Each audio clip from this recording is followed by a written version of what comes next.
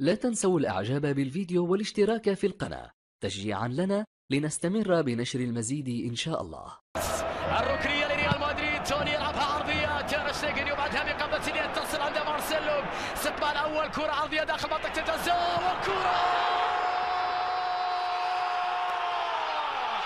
جول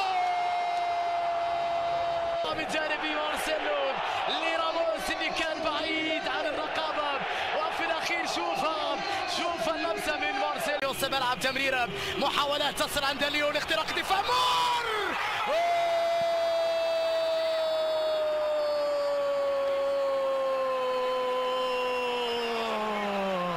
هدف التعادل يا ليو.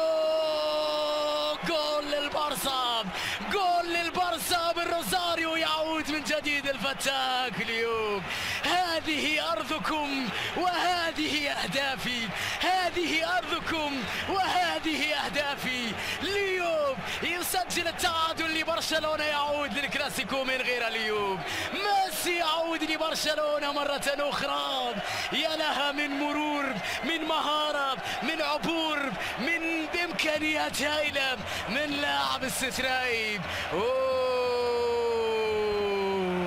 هدف التعادل يأتي لبرشلونة. خلا ميسي لمنطقة الجزاء، تحول جوردي بتمريرة بين ليو، محاولة مرور، خلصها ناتشو، راكيتيتش مرور أول ناجح، تسديدة خطيرة.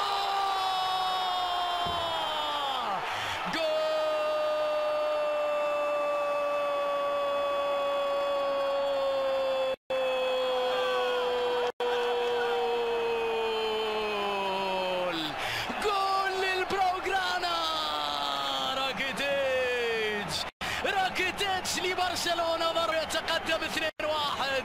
إيفان راكيتيتش ابن الكروات، ومن لا يسجل الأهداف يقبلها في مرماه يا مدريد.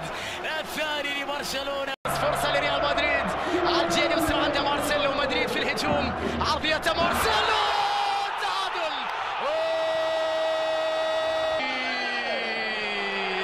يا له من تحرك، يا لها من تمريرة، يا لها من نهاية سعيدة.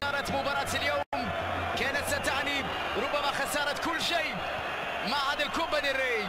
ممتازة من سيرجي في وسط الملعب، مرتدة سريعة لبرشلونة خطيرة، 5-3 للبارسا على اليسار. فرصة للويزيتو سواريز، وهذا جوميز يلعبها وتمريرة وكرة